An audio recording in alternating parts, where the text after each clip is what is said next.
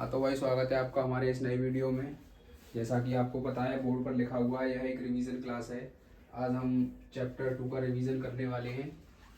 जैसा कि आपको पता है, हमारे यूटी आ रहे हैं, तो यूटी को ध्यान में रखते हुए हम चैप्टर 2 का रिवीजन करेंगे। और मैंने यहाँ पर वो सारी चीज़ें लिखी हुई हैं जो कहीं ना कहीं आपके पेपर में आपको हेल्प करेंगी। तो एक एक करके हम सारी चीज़ों को समझते हैं। इधर मेरे पास काफ़ी स्पेस है, तो मैं समझाने के लिए इधर बोर्ड का यूज़ कर लूँगा। इधर मैंने आपको सारे टॉपिक लिख रखे हैं कि कौन कौन से टॉपिक मुझे आप लोगों को पढ़ाने हैं। तो एक बार में हम एक एक टॉपिक लिखते रहेंगे, उसको समझते रहेंगे, ठीक है ना। तो वो हमारे लिए आसान रहेगा। तो मैं इधर एक लाइन खींच लेता हूँ, इसके अंदर अंदर हम समझते रहेंगे। और इधर आपको ये सारे टॉपिक मतलब करने ही करने हैं इस चैप्टर के, है ना।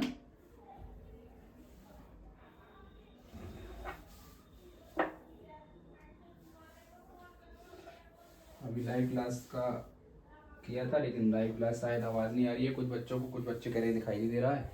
तो पता चला कि मेहनत भी करें और बच्चों को फ़ायदा भी ना हो तो बेकार है। चलो ठीक है ना। देखो यहाँ पे लिखा हुआ है आइडेंटिफिकेशन ऑफ पॉलिनोमियल, यानी कि यहाँ से ज़रूर आपका एक सवाल आएगा ही आएगा। यानी कि वो आपसे पूछ लेगा कि इनमें से कौन सा पॉलिनोमियल है, कौन सा पॉलिनोमियल नहीं है। दूसरा यहाँ पे लिखा हुआ है टाइप्स ऑफ पॉलिनोमियल, यानी कि पॉलिनोमियल के प्रकार कौन कौन से होते हैं। जैसे लीनियर होता है, क्वाड्रेटिक होता है, क्यूबिक होता है, इसके बारे में जानेंगे। तीसरा यहाँ पे लिखा हुआ है जीरोज ऑफ द पॉलिनोमियल, यानी कि इसके जीरोस कैसे निकालते हैं, इसके बारे में समझेंगे। अगला यहाँ पे लिखा हुआ है हाउ टू फाइंड रिमाइंडर, यानी कि कोई नंबर इस तरीके से दे रखा है और जब उसको मान लो x+1 से डिवाइड करते हैं तो रिमाइंडर कितना आएगा, इसको करने का तरीका बताएंगे। फिर इंपॉर्टेंट आइडेंटिटीज बताएंगे आपको कुछ, यानी कि फॉर्मूले है ना, जिन्हें आप फॉर्मूले के नाम से जानते हैं। क्लियर है। उसके बाद है कोफिशिएंट ऑफ वेरिएबल, कोफिशिएंट के बारे में जानेंगे। फिर फैक्टराइजेशन, यानी कि किसी भी नंबर के फैक्टर किस तरीके से करते हैं। और केस स्टडी बेस्ड क्वेश्चन भी आ सकते हैं। देखो इस चैप्टर में से ना आपके पास केस स्टडी बेस्ड भी क्वेश्चन आ सकता है। जैसा कि आपको पता है कि आपके जो पेपर होता है उसमें एक केस स्टडी बेस्ड क्वेश्चन आता है, तो हो सकता है इस चैप्टर से पूछ ले। तो केस स्टडी बेस्ड तो हम सबका कराएंगे एक एक, क्योंकि पता नहीं किस में से केस स्टडी बेस्ड आ जाए। तो सबसे पहले हम एक एक करके स्टार्ट करते हैं। केस स्टडी बेस्ड को ना बाद में लेंगे। हम इधर से स्टार्ट करते हैं कि आइडेंटिफिकेशन ऑफ पॉलिनोमियल, यानी कि बहुपद की पहचान क्या है। यहाँ मैं हिंदी में लिख देता हूँ, इधर इंग्लिश में लिखा हुआ है सारा कुछ। बहुपद की पहचान।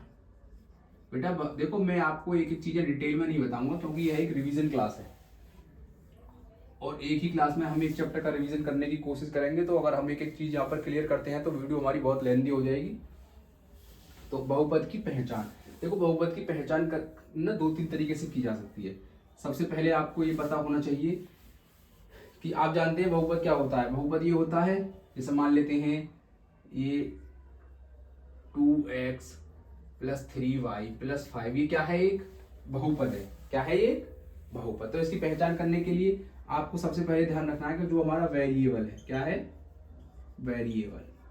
वेरिएबल मैंने आपको बताया कि यानी कि जो हमारा चर है, तो चर की पावर ना, चर की पावर माइनस में नहीं होनी चाहिए। क्या नहीं होनी चाहिए, माइनस नहीं होनी चाहिए। दूसरा, जो हमारा चर है स्क्वायर रूट के अंदर नहीं होना चाहिए। चर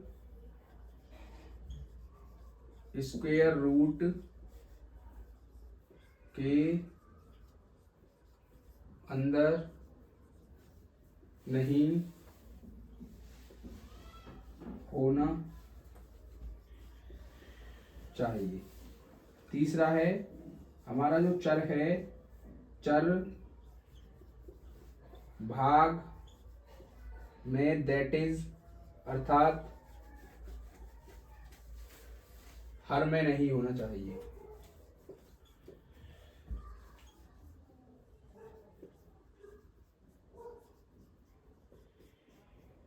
देखो समझ लेते हैं। पहली बात मैंने यहाँ पे लिखी है कि जो हमारे वेरिएबल की पावर नेगेटिव नहीं होनी चाहिए। देखो इस वाले पॉइंट को समझेंगे। जैसे मैंने लिखा x-1 + 2x + 5, जैसे मैंने ये लिखा, तो देख यही तो होती है पावर ये। तो ये पावर क्या है, माइनस में है, तो यह बहुपद नहीं होगा। क्या नहीं होगा ये, बहुपद नहीं है। क्यों नहीं है? क्योंकि मैंने अभी अभी आपको क्या बताया कि पावर क्या होनी चाहिए, ना माइनस में होनी चाहिए ना ही भाग में होनी चाहिए। तो पहला क्लियर होगा ये वाला पॉइंट। तो इसलिए ये क्या नहीं है, बहुपद। अगर पावर माइनस में होगी तो बहुपद नहीं होगा। दूसरे पर आ जाते हैं। दूसरा क्या कह रहा है, चर स्क्वायर रूट के अंदर नहीं होना चाहिए। जैसे देखो मैंने लिखा 2x, जैसे √2x प्लस 3y प्लस 5, ये एक बहुपद है। क्यों? क्योंकि देखो ये है रूट में, ये नहीं है। जैसे मान लो मैं एक और लिख देता हूं यहाँ पे 2√t प्लस के 5√t या 5√m लिख लेते हैं प्लस 4। तो ये क्या है, ये हमारा बहुपद नहीं है। क्योंकि मैंने क्या कहा, ये क्या है, हमारा चर है। क्या है ये? चर। और मैंने आपको अभी क्या बताया, चर स्क्वायर रूट के अंदर नहीं होना चाहिए। स्क्वायर रूट का मतलब यही तो होता है, स्क्वायर रूट का साइन, है ना। तो स्क्वायर रूट के अंदर चर आ रहा है, यहाँ पर भी, यहाँ पर m भी स्क्वायर रूट है, ये भी इसके अंदर आ रहा है। तो ये तो बहुपद है। ये क्या है? बहुपद है। क्योंकि यहाँ पर जो रूट लगा हुआ है ना, वो 2 पर लगा हुआ है। किस पर लगा हुआ है? 2 पर। जबकि यहाँ पर जो रूट लगा हुआ है वो वेरिएबल पर लगा हुआ है, यानी कि चर पर लगा हुआ है। तो ये वाला क्या नहीं है, बहुपद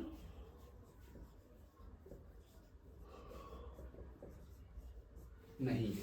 क्यों नहीं है बहुपद? क्योंकि जो हमारा t और m है वो स्क्वायर रूट के अंदर आ रहा है। तीसरा क्या है, चर भाग में अर्थात हर में नहीं होना चाहिए। भाग का मतलब क्या है, हर में नहीं होना चाहिए। जैसे मान लेते हैं मैंने लिखा x प्लस 2/x, तो आपने क्या देखा, यहाँ तो x ऊपर है लेकिन यहाँ पर ये क्या आ रहा है, नीचे। क्योंकि और ये क्या है, हर होता है या नहीं होता? हर होता है।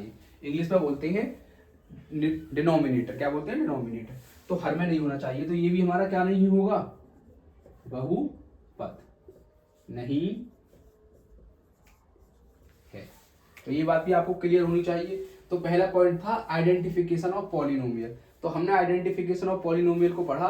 पहला, वेरिएबल की पावर नेगेटिव नहीं होनी चाहिए। दूसरा, जो हमारा चर या वेरिएबल है वो स्क्वायर रूट के अंदर नहीं होना चाहिए। तीसरा, चर जो है वो भाग में नहीं होना चाहिए। मैंने आपको समझा दिया किस तरीके से नहीं होना चाहिए। अब ये एग्जांपल्स यहाँ पर कुछ लिखे हुए हैं, इनको समझ लेते हैं। इसको आप सभी बच्चे नोट कर लेंगे। अब इसमें देखते हैं कौन सा बहुपद है और कौन सा बहुपद नहीं है। देखो ज्यादा एग्जांपल मैं नहीं बता सकता, क्योंकि अगर मैं ज्यादा एग्जांपल बताऊंगा तो वीडियो बहुत लंबी हो जाएगी और आप लोग इतने मेहनती कहीं नहीं है कि पूरी वीडियो को देख लेंगे। देखो जैसे इस वाले को देख लेते हैं। 3 चीज देखनी है। पावर माइनस में है, नहीं है, प्लस में है, प्लस में है, ठीक है। दूसरा, जो हमारा वेरिएबल है वो स्क्वायर रूट के अंदर है। ये वाले पावर में नहीं है। स्क्वायर रूट का मतलब इसमें, इसके अंदर है क्या? नहीं है। तीसरा देख लेते हैं कि क्या जो हमारा वेरिएबल है वो बटे में है, नहीं है। क्यों? ऊपर ही तो लिखा हुआ है। अगर ये ऐसे लिखा हुआ होता L प्लस 5/L, तब तो बटे में आ गया, लेकिन ये तो बटे में लिखा हुआ नहीं है। इसका मतलब क्या नहीं है, पहली वाली शर्त को भी पूरा कर रहा है, दूसरी वाली शर्त को भी पूरा कर रहा है, तीसरा भाग को भी पूरा कर रहा है। तो ये बहुपद होगा। क्या होगा ये? बहुपद है। ठीक है। इस पर आ जाते हैं। इसमें भी पावर माइनस में नहीं है, प्लस में है। दूसरा बटे में नहीं है। तीसरा स्क्वायर रूट के अंदर नहीं है। तो ये भी क्या है? बहुपद है। इसमें आ जाते हैं भाई, जरा देखो m प्लस 3/m। अब आपने देखा m यहाँ क्या आ रहा है, बटे में आ रहा है। किसमें आ रहा है? बटे में। तो इसका मतलब ये बहुपद नहीं है। समझ में आ गया ना क्यों नहीं? क्योंकि नीचे आ रहा है, नीचे आना नहीं आना चाहिए था। यानी कि जो भी हम ABCD में से यूज करेंगे, चाहे A हो, चाहे B हो, चाहे C हो, चाहे D हो, L M N कुछ भी हो, वो नीचे नहीं होना चाहिए, माइनस में नहीं होना चाहिए, स्क्वायर रूट के अंदर नहीं होना चाहिए। अगले पर आ जाते हैं। इसको देख लेते हैं।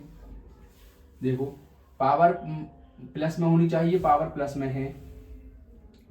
और दूसरा, पावर यहाँ भी प्लस में है, ठीक। बटे में नहीं होना चाहिए, बटे में नहीं है। स्क्वायर रूट के अंदर नहीं होना चाहिए, स्क्वायर रूट के अंदर नहीं है। तो ये क्या है? बहुपद है। देखो 3 कंडीशन मैंने आपको बताई। एक तो पावर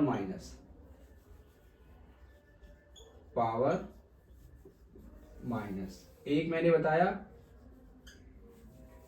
जो हमारा चर है स्क्वायर रूट के अंदर। तीसरा मैंने आपको बताया जो हमारा चर है वो भाग। अगर इनमें से कोई सी भी एक शर्त फॉलो हो रही है ना तो बहुपद नहीं होगा। कोई भी एक शर्त पूरी होने पर बहुपद नहीं होगा। आई बात समझ में? यानी कि इनमें से कोई सी भी एक बात को अगर फॉलो करता है तो बहुपद नहीं होगा, और अगर इन तीनों बातों को फॉलो करता है तो बहुपद होगा। क्लियर है ये बात? आप कहेंगे सर ठीक है क्लियर है। तो ये पहला पॉइंट हमारा क्लियर हो गया कि आइडेंटिफिकेशन ऑफ पॉलिनोमियल हम किस तरीके से करेंगे। इसको हटा देते हैं।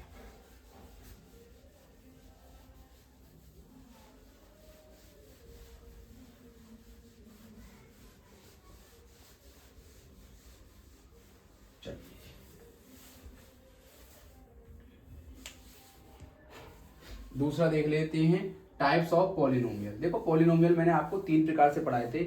मैंने आपको बताया था कि पॉलिनोमियल को तीन प्रकार से पढ़ सकते हैं। एक तो वेरिएबल के आधार पर यानी कि चर के आधार पर, एक डिग्री के आधार पर यानी कि घात के आधार पर, और एक पद के आधार पर, है ना। तो यहाँ पर ना सबसे जो जरूरी बनता है आपकी क्लास के हिसाब से वो बनता है कि डिग्री के आधार पर किस तरीके से हम इसको पढ़ाएंगे। तो है ना टाइप्स ऑफ पॉलिनोमियल में मैं डिग्री के आधार पर पढ़ रहा हूँ। किसके आधार पर? डिग्री।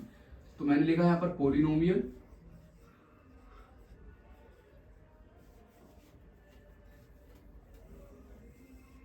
और इसको मैं पढ़ रहा हूं डिग्री के आधार पर।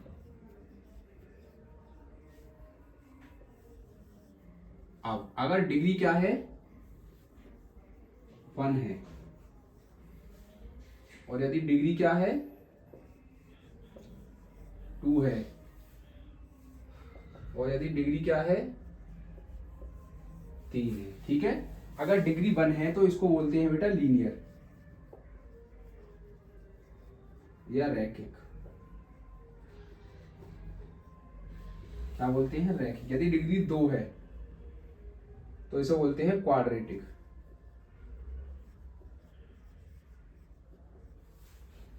हिंदी में बोलते हैं द्विघातीय। और तीसरा होता है हमारा क्यूबिक। डिग्री अगर 3 है तो क्यूबिक। इसको हिंदी में बोलते हैं त्रिघातीय। ठीक है ना। तो ये बात हम क्लियर समझ गए कि हमारी रैखिक कौन सी होगी और क्वाड्रेटिक कौन सी होगी। हालांकि कुछ बच्चों को डिग्री नहीं पता होगा तो मैं डिग्री एक बार बता देता हूं।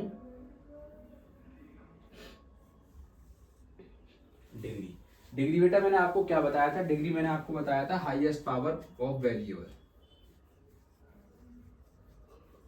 Highest power of variable. Highest power of variable क्या होती है? डिग्री। जैसे मैं यहाँ पर 2-3 एग्जांपल लिखूंगा, आपको बताना है कि कौन सा किस में आएगा।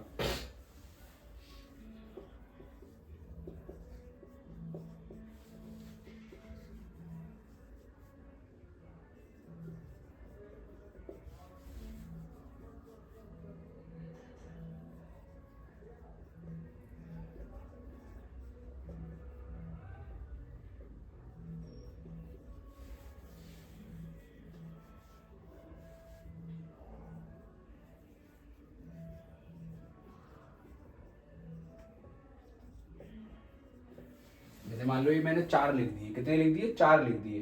तो मैंने आपको बताया हाईएस्ट पावर ऑफ वेरिएबल। तो इसमें वेरिएबल क्या है? एक्स है। क्या है? एक्स। देखो एक्स की पावर यहाँ पर कितना है?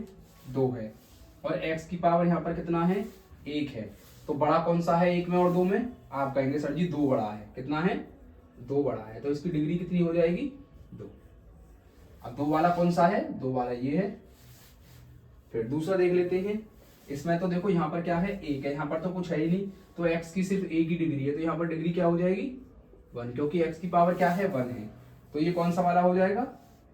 ये वाला हो जाएगा। तीसरे पर चलते हैं। देखो यहाँ पर क्या है? 3 है, यहाँ पर क्या है? 2 है, और यहाँ पर क्या है? 1 है। तो 3 में, 2 में और 1 में कौन बड़ा है? आप कहेंगे सर जी 3 बड़ा है। तो डिग्री कितनी हो गई? 3। तो 3 वाला कौन सा है, ये है। चौथे पर चलते हैं, चौथे को देख लो। चौथे में कितना है, 2 है, 1 है, कौन सा बड़ा है, 2 बड़ा है। तो डिग्री कितनी हो जाएगी इसकी, डिग्री हो जाएगी 2। और जब डिग्री 2 हो जाएगी तो कौन सा वाला हो जाएगा, ये वाला हो जाएगा। ये तो है डिग्री 2 का। तो समझ में आ गया ना। यानी कि पॉलिनोमियल को जब हम डिग्री के आधार पर पढ़ रहे हैं तो अगर डिग्री 1 होगी तो उसको लीनियर बोलते हैं, डिग्री 2 होगी तो उसको क्वाड्रेटिक बोलते हैं, और डिग्री अगर 3 होगी तो उसको क्यूबिक बोलते हैं या त्रिघातीय बोलते हैं। मैंने 4 एग्जांपल देकर आपको समझा दिया। डिग्री क्या होती है, हाईएस्ट पावर ऑफ वेरिएबल। यहाँ पर x की जगह m हो सकता है, l हो सकता है, k हो सकता है, z हो सकता है, w हो सकता है, कुछ भी हो सकता है, ठीक है ना। तो ये भी आपको समझ में आया होगा। तो आपके पेपर में ऐसे पूछ सकता है कोई देकर बहुपद या कोई पॉलिनोमियल देकर कि बताइए कि इसकी डिग्री क्या है, या ये कौन सा पॉलिनोमियल है, रैखिक है या क्वाड्रेटिक है या क्यूबिक है। क्लियर है ये बात। चलते हैं आगे।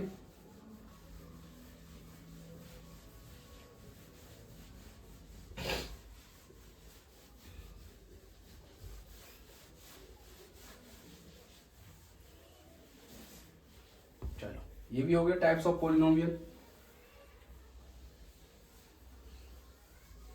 अब बेटा अगला पॉइंट आता है जीरोस ऑफ द पॉलिनोमियल। देखो जीरोस ऑफ द पॉलिनोमियल का मतलब क्या है। जीरोस ऑफ द पॉलिनोमियल का मतलब है कि मैं इस, मान लेते हैं जैसे ये है, मैं इसमें x की जगह पर क्या रखूं कि 0 हो जाए। मैं इसमें x की जगह पर क्या रखूं कि ये 0 हो जाए। तो वही उसका क्या कहलाता है, जीरोस ऑफ द पॉलिनोमियल, यानी कि शून्य। यानी कि वह वैल्यू जो बहुपद को 0 बना दे उसे पॉलिनोमियल का 0 कहते हैं, बहुपद का 0 कहते हैं, ठीक है। तो मुझे पता नहीं है कि मैं इसमें क्या रखूं। तो जैसे मान लेते हैं मेरे पास एक ये है, ये x प्लस 5 है, ये वाला पॉइंट पढ़ रहे हैं हम, ये वाला पॉइंट है ना। मान लेते हैं मेरे पास x प्लस 5 है। मैंने कहा इसका ये पॉलिनोमियल है, क्या है ये पॉलिनोमियल, इसका 0 बताइए। तो 0 कुछ नहीं होगा, इसको 0 के बराबर रख देते हैं हम। x प्लस 5 बराबर, क्योंकि मैंने क्या पूछा है, इसका 0 पूछा है। क्या पूछा है, 0 पूछा है ना। ये किस पर 0 होगा, तो 0 के, अब कुछ नहीं है तो आप जानते हैं ये प्लस 5 और उधर जाकर क्या हो जाएगा, -5, है ना। इसका मतलब यदि इसमें यदि मैं x की जगह पर -5 रख दूं तो ये 0 हो जाएगा। रख के देखें, देखो यही तो है x प्लस 5। आप कहेंगे यस सर, x की जगह पे क्या रखना है, -5।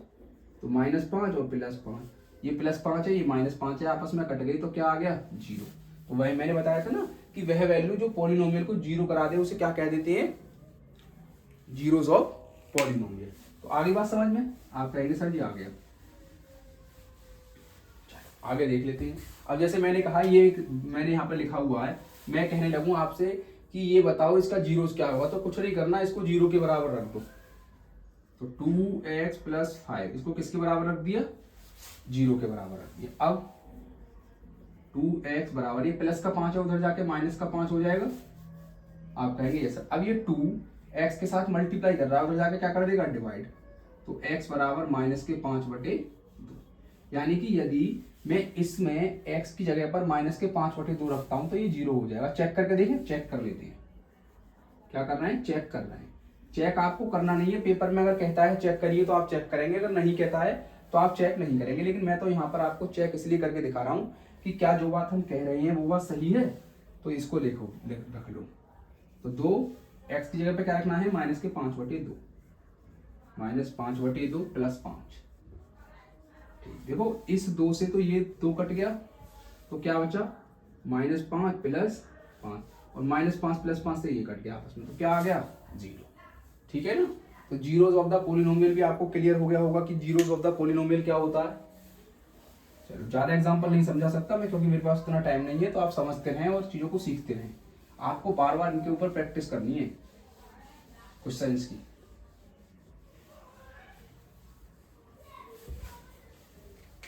चलो अगला क्या कह रहा है, हाउ टू फाइंड रिमाइंडर, यानी कि किसी भी पॉलिनोमियल को जब हम किसी दूसरे पॉलिनोमियल से डिवाइड करते हैं तो रिमाइंडर क्या आता है। देखो इसको करने के 2 तरीके हैं। कितने तरीके हैं, 2। तो रिमाइंडर हम 2 तरीके से निकाल सकते हैं, मैं यहाँ समझा देता हूँ आपको।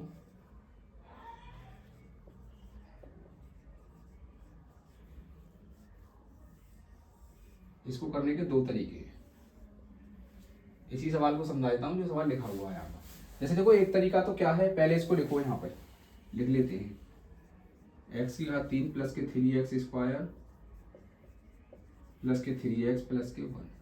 इसको डिवाइड करना है भाई रिमाइंडर। रिमाइंडर का मतलब क्या है, शेष है ना। और शेष कब आता है, शेष या शेषफल कब आता है, जब भाग करते हैं। जैसे मैंने कहा 21 को भाग कीजिए 5 से, तो 5 चौक 20, तो कितना शेषफल आया, शेषफल 1 आया, है ना, 1 ही तो शेष आया। ऐसे ही यदि इसको x+1 से भाग करता हूं तो क्या शेषफल आता है। तो इसको करने के 2 तरीके मैं आपको बताने वाला हूं।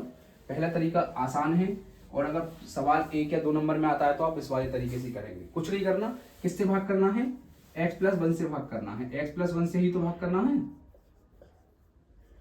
आप कहेंगे यस सर, तो कुछ नहीं, x+1 को बराबर रख दो 0 के, रख दिया। तो x बराबर, ये प्लस का बने उधर जाके -1 हो जाएगा, ये क्या हो गया x-1। अब x-1 ना आप इसमें रख दीजिए, जो भी आएगा ना वो आपका शेषफल निकल कर आएगा। रख देते हैं, देखो रखो, -1 की पावर 3 प्लस 3 गुणा -1 का स्क्वायर प्लस 3 गुणा -1 प्लस 1। ठीक है, मैंने कुछ नहीं किया है, जहां जहां x है वहां वहां पर क्या रख दिया है, -1 रख दिया है। चलो देखो करके देख लेते हैं। आपको एक बात और जो याद रखनी है कि यदि -1 की पावर अगर सम है, क्या है, सम, तो आंसर 1 आता है। और यदि पावर विषम है, क्या है, विषम है, तो आंसर -1 आता है। तो आपने देखा 3 क्या है, सम संख्या है या नहीं है, 3 क्या है, विषम संख्या है। सम संख्या वह संख्या होती है जो 2 से पूरी भाग हो जाती है, लेकिन ये 3 2 से पूरा भाग नहीं हो रहा, तो 3 यहाँ पर क्या है, सम संख्या है। तो जब मैं 3 से, सॉरी विषम संख्या है, जब मैं 3 को 2 से भाग करूंगा तो पूरा नहीं जाएगा। और जब 3 एक विषम संख्या है तो आंसर कितना आएगा, -1। तो कितना आया आंसर, -1। अब देखो 3 -1 की पावर है 2, -1 की पावर है 2, यानी कि 2 कैसी संख्या है, सम संख्या है, तो मान कितना आएगा, 1 प्लस 3 तो यहाँ पर पहले से लिखा हुआ है, इसकी जगह पे क्या हो जाएगा, 1। अब यहाँ पर आप जानते हो कोई पावर नहीं है, इसका मतलब कितनी पावर है, 1, और 1 कैसी संख्या है, विषम संख्या है, तो अब भी आंसर क्या आएगा, -1। तो 3 एकम 3, लेकिन माइनस का +1। आगे सॉल्व कर लेते हैं, -1 प्लस 3 एकम 3 -3 +1। देखो +3 से तो -3 कट गया, -1 से +1 कट गया, तो आंसर कितना आया, 0। यानी कि अगर मैं इसमें x बराबर -1 रख देता हूं तो x बराबर -1 रखने पर आता है 0। इसका मतलब ये है कि जब मैं इस बहुपद को x+1 से भाग करता हूं तो मेरा शेषफल कितना आता है, 0। तो शेषफल कितना आया, शेषफल क्या आया भाई, 0। एक तरीका तो ये है इसको करने का, है ना। हमने कुछ नहीं किया, जिससे भाग करने को कहता है उसको 0 के बराबर रखा, इससे भाग करने को कहा था इसको 0 के बराबर रखा, यहाँ से x की वैल्यू निकाली और x की वैल्यू निकालकर इसमें बहुपद में रख दी। यहाँ पर m भी हो सकता था तो आप m की वैल्यू निकालकर बहुपद में रख देते, अगर l होता तो आप l की वैल्यू निकालकर बहुपद में रख देते। ये बात क्लियर है। दूसरा क्या होता है, डिवीजन मेथड। डिवीजन मेथड से क्या समझते हैं, वही भाग करना जो अब तक आप करते आए हैं कि x+1 से भाग करना है किसको, x की power 3 plus 3x² plus 3x+1, यही तो है, ठीक यही है। देखो भाग करते समय ना हमें हमेशा इस वाले टर्म को 0 करना होता है, तो इस वाली टर्म को 0 करने के लिए मुझे क्या चाहिए, यहाँ पर x की पावर 3 चाहिए नहीं चाहिए। अब मैं इसमें किससे मल्टीप्लाई करूं कि x की पावर 3 हो जाए, तो अगर देखो ये है x+1, यदि मैं इसमें x² से मल्टीप्लाई कर देता हूं, करें तो x² की मल्टीप्लाई पहले इसमें करेंगे तो x की पावर 3 हो जाएगा, और फिर x² की मल्टीप्लाई इसमें करेंगे तो क्या हो जाएगा, x²। तो क्या आया, x की पावर 3 प्लस के x²। ठीक, तो लिख देते हैं, x की पावर 3 तो मैंने पहले लिख दिया था, और भी क्या आया, x²। अब क्या करेंगे, घटाएंगे। आप घटाते ही तो हैं, जैसे मैंने कहा 63 को भाग कीजिए 4 से, तो 4 एकम 4। अब आपने यहाँ पर क्या किया, घटाया, 2 कैसे आया, घटाने से ही तो आया, तो अब घटाते हैं। तो घटाते समय आपको क्या रखना है, इनका चिन्ह बदल जाता है। अगर ये प्लस का है तो माइनस का हो जाएगा, और ये भी प्लस का है तो ये भी किसका हो जाएगा, माइनस का। अब विपरीत चिन्ह आपस में कट जाते हैं, ये आपस में कट गए। देखो 3x² है, 3x², इसमें से अगर एक x² जाएगा तो कितने बचेंगे, 2x²। अगला टर्म क्या है, ये है, इसको उतार लो, प्लस 3x+1। यहाँ तक कोई परेशानी। आप कहेंगे सर जी कोई परेशानी नहीं है, किससे भाग किया था मैंने, एक्स स्क्वायर से। इसको यहाँ पर लिख देंगे, वैसे यहाँ पे लिखते हैं लेकिन मेरे पास यहाँ पर जगह नहीं है तो मैं ऊपर लिख रहा हूँ, ठीक है। अब मुझे यहाँ कितना चाहिए, 2x स्क्वायर चाहिए। क्या चाहिए, तो लिख दो 2x स्क्वायर पहले ही। देखो अब 2x स्क्वायर, इसमें किससे गुणा करूँ कि 2x आ जाए, तो एक तो मुझे 2 चाहिए तो 2 से गुणा कर दूंगा, और x 2 चाहिए, यहाँ पर एक x है तो एक x से मल्टीप्लाई कर दूंगा।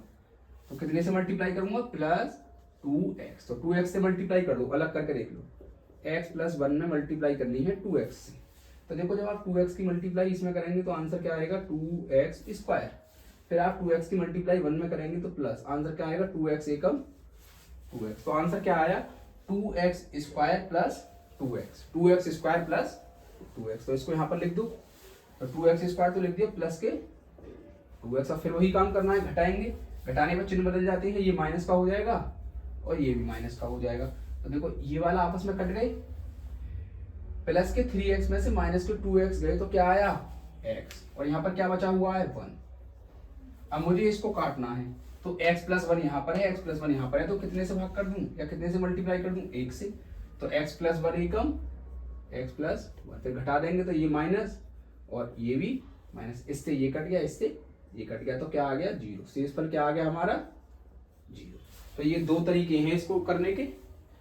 अगर आपका सवाल 1 या 2 नंबर में आता है तो आप ऐसे करें, अगर आपका सवाल 3 या 5 नंबर में आता है तो आप ऐसे करें, ठीक है। समझ में आ गया होगा आपको, दोनों ही तरीके से मैंने बता दिया है, जो आपको ठीक लगे और आसान लगे आप उससे कर सकते हैं। चलिए आगे चलते हैं।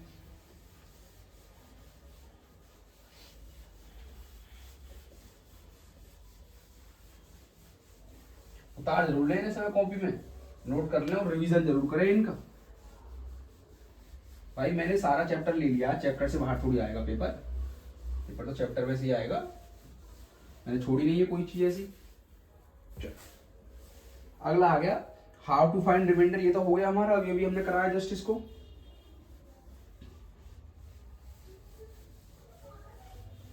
ठीक, लिखने से थोड़ा सा ये हो जाता है कि कोई पॉइंट रहता नहीं है। अगला है इंपोर्टेंट आइडेंटिटीज, यानी कि फॉर्मूले। कुछ फॉर्मूले आपको जो याद होने चाहिए पक्का, जैसे याद तो आपको ये याद होना चाहिए a प्लस बी का होल स्क्वायर। आप जानते हैं a square plus b square plus के 2ab, है ना। जैसे देखो आपसे कह देगा वो 9m स्क्वायर प्लस के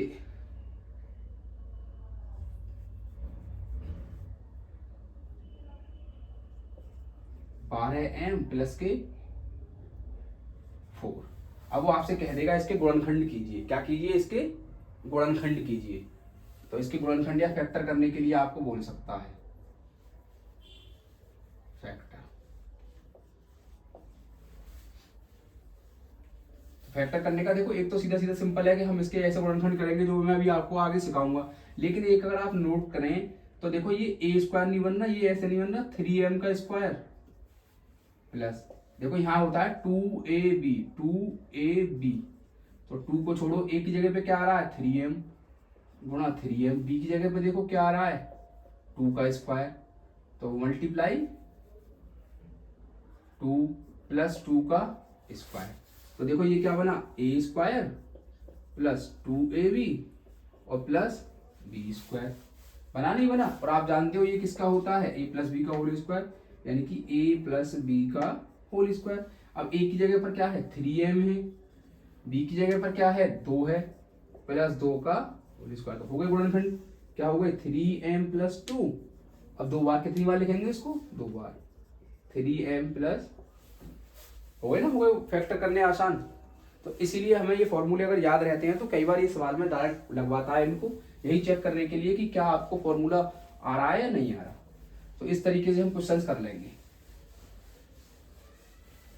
एक फॉर्मूला आपको ये याद होना चाहिए, दूसरा फॉर्मूला आपको ये याद होना चाहिए कि a square minus b square बराबर a प्लस बी और a माइनस बी। जैसे मान लो मैंने एक सवाल दे दिया आपको y माइनस के 3/2 और y प्लस के 3/2, तो अब आप देखो ये क्या बन रहा है a माइनस बी और ये क्या बन रहा है a प्लस बी।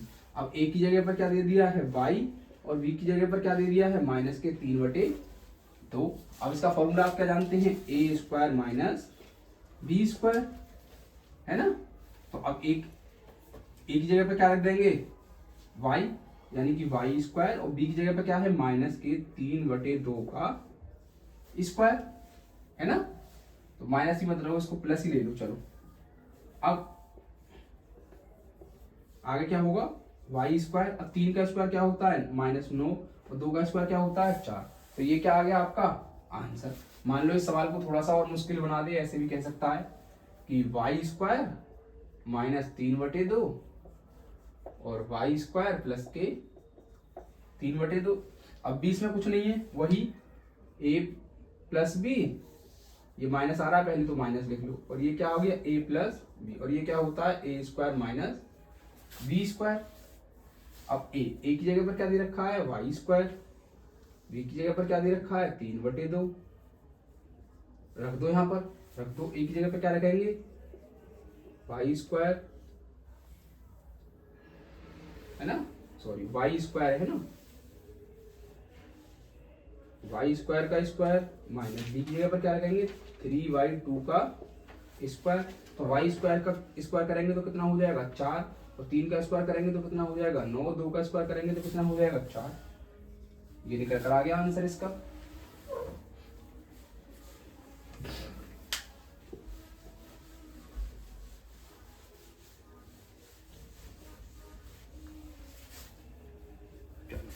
एक और तीसरा फॉर्मूला है, यहाँ माइनस हो सकता है बीच में, तो a स्क्वायर माइनस के 2ab प्लस के बी स्क्वायर।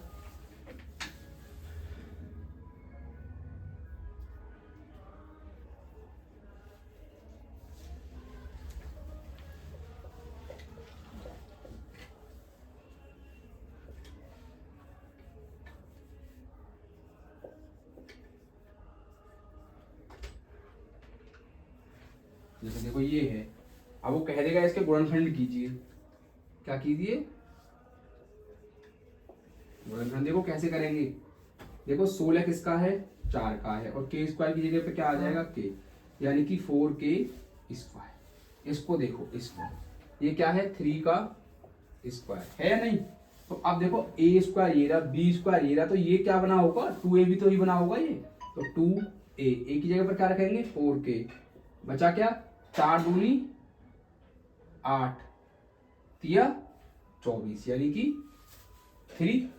तो क्या बना, ए स्क्वायर प्लस बी स्क्वायर और 2ab माइनस का, ठीक है ना। तो मैं इसको क्या लिख सकता हूं, ये बन गया मेरा, ए की जगह पर क्या है, पहले मैं फॉर्मूला लिख देता हूं, क्या बना ये, a माइनस बी का होल स्क्वायर बराबर a square minus 2ab plus b square. अब इसकी जगह पर, एक की जगह पर क्या आ जाएगा, 4k का स्क्वायर माइनस 24k प्लस 9। अब एक की जगह पर क्या आया है, यहाँ पर 4k, क्या आया है एक की जगह पर 4k, बी की जगह पर क्या आया है 3, तो रख दो यहाँ पर, बस बन गया। तो 4k माइनस 3 का होल स्क्वायर, इसका मतलब क्या है, इसको कितनी बार लिखेंगे, 2 बार, 4k माइनस 3 और 4। अब आप कहेंगे सर जी 2 बार क्यों लिख रहे हैं, क्योंकि बेटा इसके ऊपर 2 लगा हुआ है, क्या लगा हुआ है, 2। तो 4k माइनस 3 और 4k माइनस 3, ये हो गए इसके फैक्टर। तो उम्मीद है ये बात आपको समझ में आई होगी।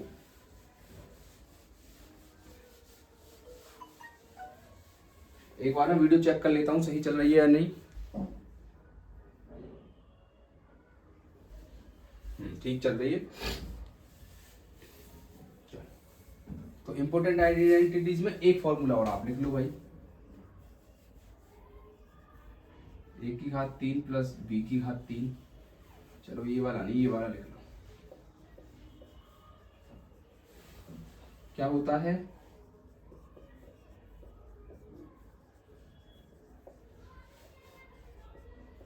देखो या तो ये होगा, या इसको आगे और सिंप्लीफाई कैसे कर सकते हैं, a की पावर 3 प्लस b की पावर 3।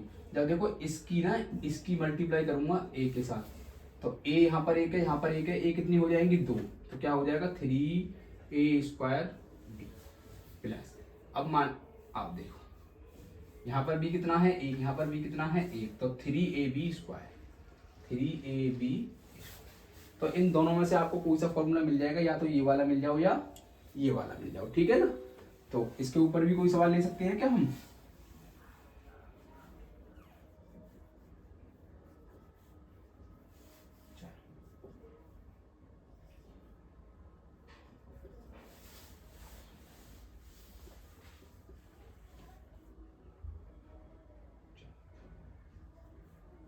चलो ऐसे नहीं करेंगे।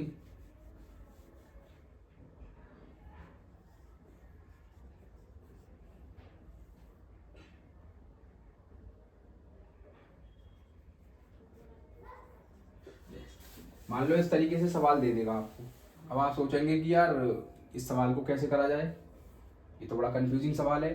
तो आप थोड़ा सा अगर दिमाग लगाएं ना, देखो आप ना कहीं भी क्यू ये सब देख के ना आप समझ जाया करो कि इसमें कहीं ना कोई फॉर्मूले लगाने की बात कर रहा है।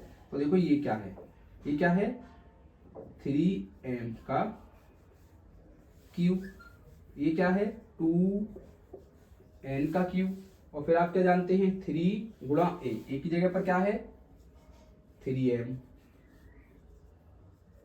गुणा b की जगह पर क्या है 2n, और कोष्टक में तो लिखा ही है a प्लस b होता है ना, तो 3m प्लस के 2n है या नहीं। तो आपने क्या देखा a की पावर 3 प्लस b की पावर 3 प्लस 3ab कोष्टक में a प्लस b, यही तो बन रहा है। और आप जानते हो ये किसका फॉर्मूला होता है a प्लस b का, तो यहाँ क्या लिख देंगे a प्लस b की पावर 3। अब a की जगह पर क्या दे रखा है 3m है, और b की जगह पर क्या दे रखा है 2n है, तो क्या लिख देंगे 3m प्लस 2n की पावर क्यूब, ये क्या हो जाएगा हमारा आंसर।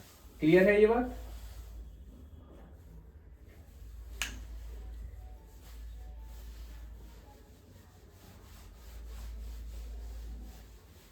एक फॉर्मूला और ले लेते हैं, 5 फॉर्मूले बहुत हैं, क्योंकि इतने सारे आप याद भी नहीं रख पाएंगे। माइनस वाला और ले लेते हैं, कुछ नहीं होगा, a की पावर 3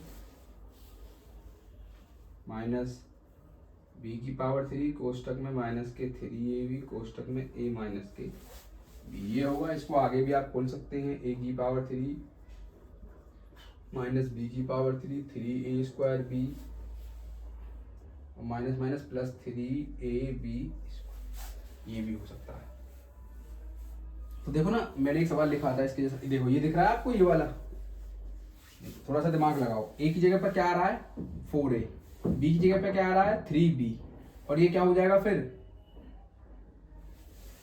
3a स्क्वायर b और प्लस 3ab स्क्वायर। तो इस वाले सवाल को ना देखो यहाँ करते हैं, इसके जैसा हो रहा है बिल्कुल a, यानी कि a की क्यू, तो 4 किसका 64 किसका क्यू होता है 4 का, तो 4a की पावर क्यू माइनस 27 को क्या ले सकता हूं मैं 3b की पावर क्यू माइनस 3a क्या है 4a है ना, और a को कितनी, देखो a को कितनी बार लिखना है 2 बार, 4a गुणा b को कितनी बार लिखना है 1, b क्या है 3b, जरा गुणा करना है इसकी, और फिर आगे देखो इसको प्लस वो क्या होता है 3ab स्क्वायर, तो 3ab स्क्वायर की जगह 3a की जगह पर क्या है 4a,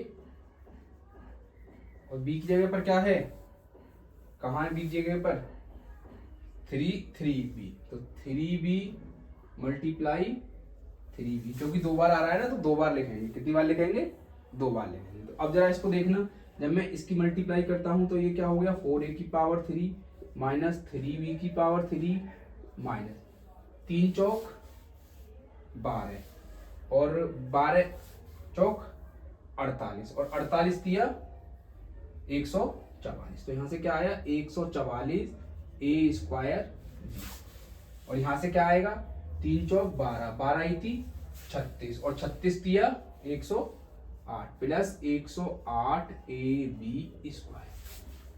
तो क्या ये भाई बिल्कुल इसके जैसा दिखाई नहीं दे रहा है? देखो ये एक, ये वाला और ये वाला एक ही तो है, इसका मतलब ये किसका फॉर्मूला बन गया इसका, तो a की जगह पर क्या रख देंगे 4a और b की जगह पर क्या रख देंगे 3b, तो रख दो बस इसमें 4a माइनस 3b का होल क्यूब। ये इसके फैक्टर थे।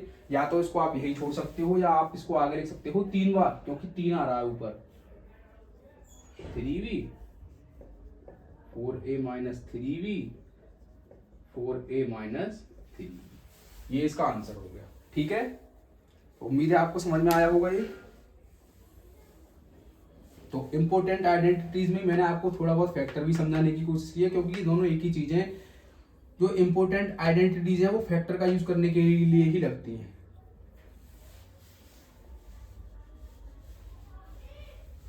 तो ये 4-5 फॉर्मूले आपको याद करने हैं, ज्यादा की जरूरत नहीं है।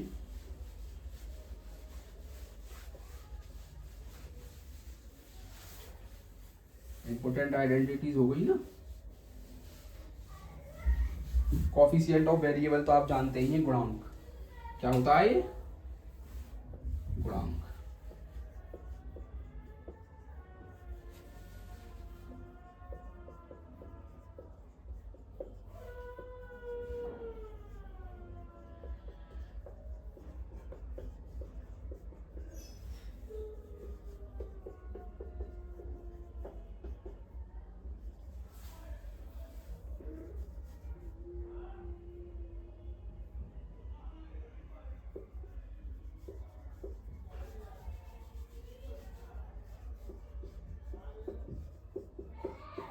जैसे मान लो ये 4-5 सवाल है, मैं आपसे कहने लगूं इसमें एक्स स्क्वायर का गुणांक बताइए, एक्स स्क्वायर का गुणांक, तो आप क्या कहेंगे सर जी एक्स स्क्वायर है। एक्स स्क्वायर के जो आगे लिखा हुआ होता है गुणांक होता है जो गुणा करता है, तो आगे क्या इसमें गुणा कर रहा है 1, तो एक्स स्क्वायर का गुणांक कितना हो गया 1। मैंने कहा एक्स का गुणांक बताइए, तो एक्स कहाँ है, ये रहा एक्स, और एक्स के आगे क्या आ रहा है 5, तो एक्स का गुणांक कितना हो जाएगा 5। ऐसे मैं यहाँ बात करता हूँ आपसे एक्स स्क्वायर, तो एक्स स्क्वायर का गुणांक कितना हो जाएगा, आप कहेंगे सर जी एक्स स्क्वायर में क्या गुणा कर रहा है, यही तो गुणा कर रहा है पूरा ये, तो ये क्या है पाई बटे 2। और एक्स का गुणांक, एक्स कहाँ है एक्स ये रहा, और एक्स के आगे क्या आ रहा है 7, तो एक्स स्क्वायर का गुणांक कितना हो जाएगा 7। इसमें देख लेते हैं एम स्क्वायर का गुणांक, ये रहा एम स्क्वायर, एम स्क्वायर के सामने क्या आ रहा है पाई बाई 2, तो एम स्क्वायर का गुणांक क्या हो जाएगा पाई बाई 2। इसमें देख लेते हैं एल स्क्वायर कहाँ है, ये रहा, तो एल स्क्वायर का कितना हो जाएगा,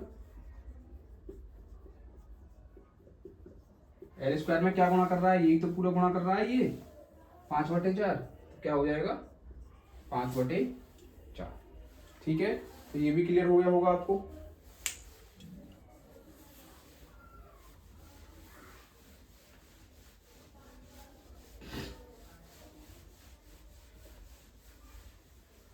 चलिए, तो कोफिशिएंट ऑफ वेरिएबल हो गया ना। अगला है फैक्टराइजेशन। फैक्टराइजेशन में इसी वाला सवाल तो मैंने आपको करा दिया, इसको यहाँ से हटा देते हैं। चलिए अब फैक्टर समझ लेते हैं कुछ, उसके बाद केस स्टडी में क्वेश्चन रह जाएगा हमारा। फैक्टर समझ लेते हैं। देखो फैक्टर ना, फैक्टर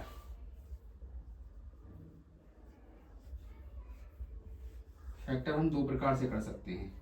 एक तो जब डिग्री 2 हो, और भी हो सकते हैं लेकिन जनरली आपकी क्लास के लिए ये काफी है जब डिग्री 3 हो।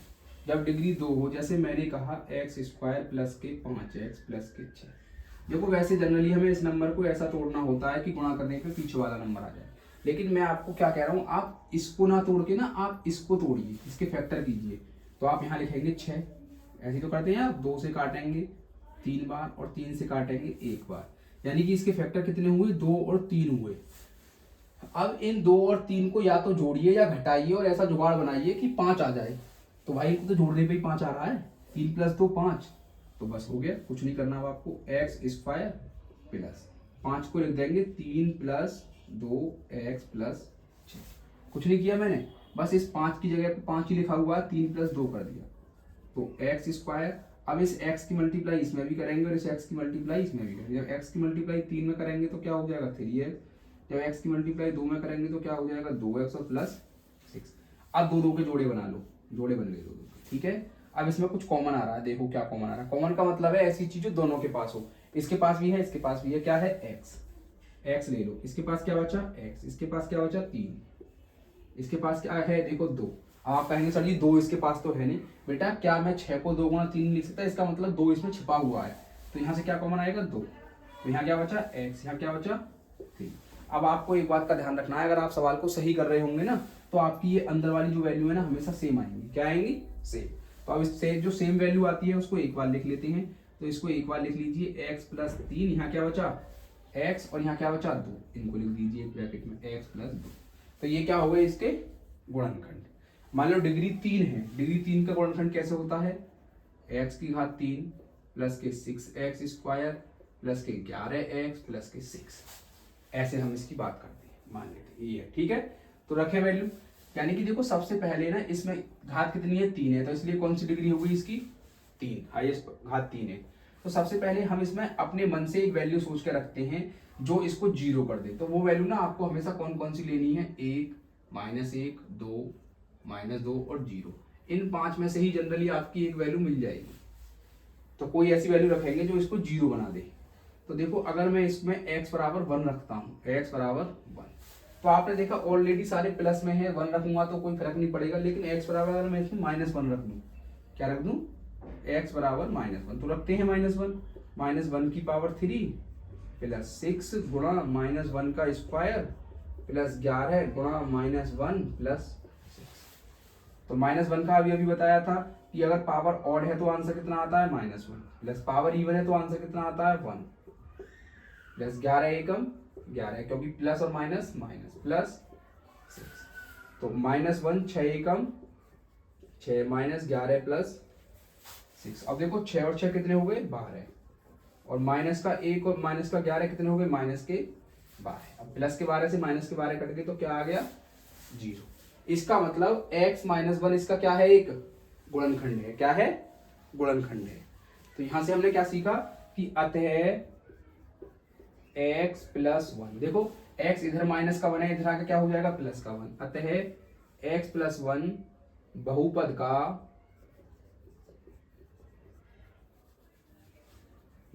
का एक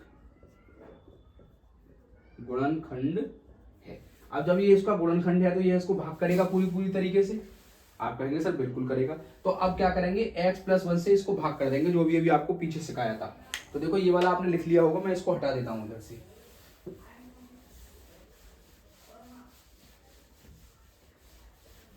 ठीक है कर लेते हैं। तो मैंने कहा x प्लस 1 भाग करेगा किसको, x की घात 3 प्लस 6x स्क्वायर प्लस के 11x प्लस के 6 को, यही तो है, यही है, ठीक करें भाग। फिर वही x स्क्वायर चाहिए मुझे, अब भाग थोड़ा मैं जल्दी करूंगा क्योंकि x से x की पावर 3 हो जाएगा और प्लस के x स्क्वायर हो जाएगा, फिर घटाएंगे तो चिन्ह बदल जाएंगे, ये तो आपस में कट गए, 4 में से 1 गया तो कितना बचा 5x स्क्वायर। अब क्या उतार लेंगे 11x प्लस के 6। अब 5x स्क्वायर चाहिए तो क्या कर दूंगा 5 और x से, तो क्या हो जाएगा 5x स्क्वायर और 5 एकम 5, फिर घटा देंगे माइनस, ये फिर प्लस है तो माइनस हो जाएगा, ये कट जाएंगे, 11 में से 5 गए तो कितना बचा 6x, और यहाँ पर क्या बचा हुआ ये वाला 6। अब इसमें कितने से मल्टीप्लाई करूंगा ऐसा हो जाए तो 6 से कर दो, 6 से 6x और 6 से कर दो 6 एकम 6, फिर घटा दो, तो घटाने के लिए चिन्ह बदल देंगे, ये आपस में कट गए, ये आपस में कट गए, क्या आ गया 0 आ गया।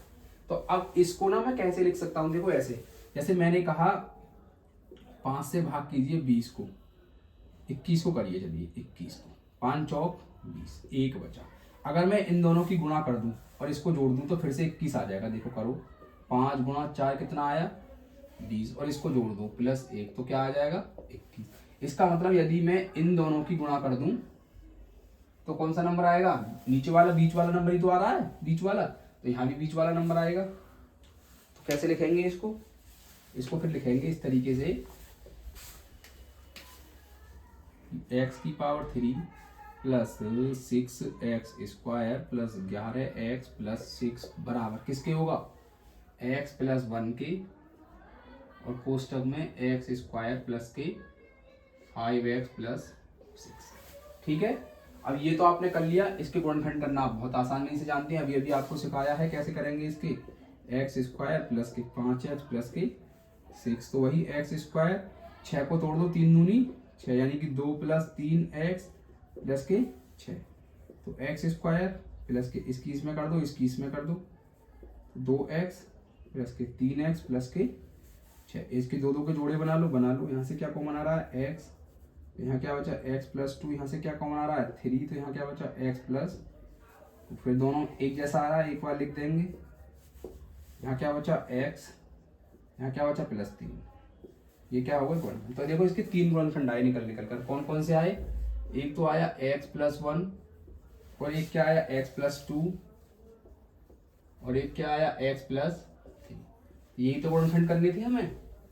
कर दिए गुणनखंड या नहीं करे, आप कहेंगे सर जी कर दिए। तो ये सवाल थोड़ा लेंथी होता है, इसलिए या तो आएगा नहीं, और अगर आएगा तो बड़े नंबर में आएगा, 3 या 5 नंबर में। तो समझ में आपको आना चाहिए कि किस तरीके से करेंगे। ठीक है, बाकी मैं एक आपको 2x स्क्वायर वाला और करा देता हूं।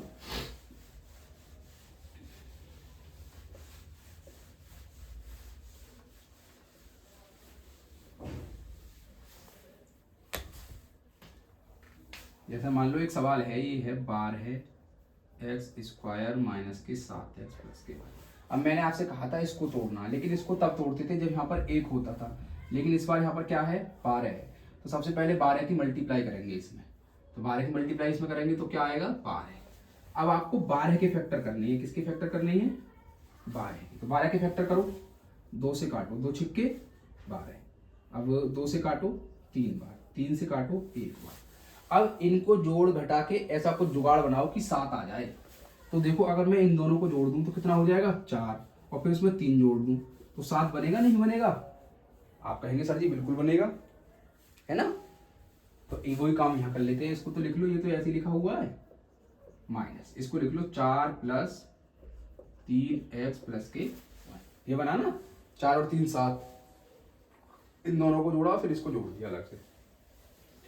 अब बार है एक्स स्क्वायर माइनस एक्स की मल्टीप्लाई कर दो अंदर, तो क्या हो जाएगा 4x, एक्स की मल्टीप्लाई कर दो 3 में तो क्या हो जाएगा 3x प्लस 1।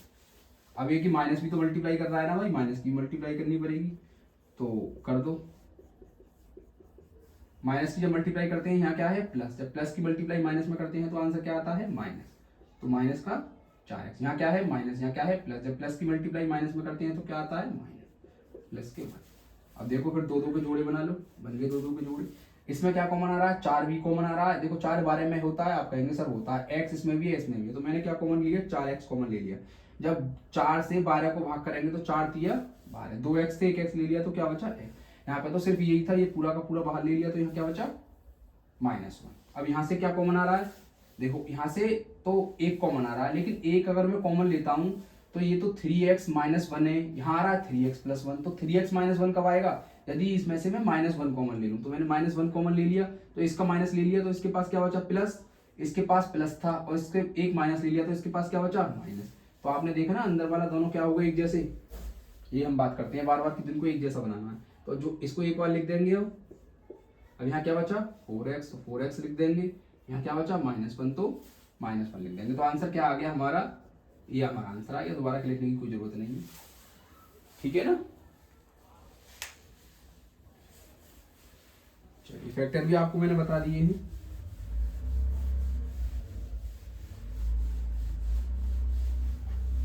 अब एक चीज बचती है आपके पास केस स्टडी बेस्ड क्वेश्चन। देखो केस स्टडी बेस्ड क्वेश्चन है ये,